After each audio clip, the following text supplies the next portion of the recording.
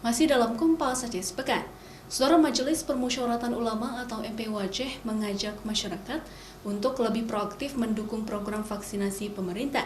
Hal ini dianggap sebagai salah satu upaya usaha masyarakat melawan pandemi COVID-19.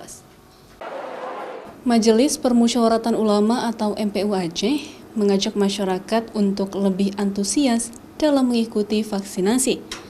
Hal ini dianggap salah satu upaya agar dapat menekan angka positif COVID-19 yang ada di Aceh. Saat ini, MPU Aceh terus melakukan sosialisasi dan himbauan kepada masyarakat agar mau divaksin. MPU menilai dengan mengikuti vaksinasi bisa menjadi salah satu upaya bersama agar terhindar dari virus COVID-19, serta dapat meningkatkan imunitas dan juga mengurangi paparan COVID-19 di Aceh. Untuk berupaya agar pandemi ini bisa diakhiri di tempat kita ini, di negara kita ini.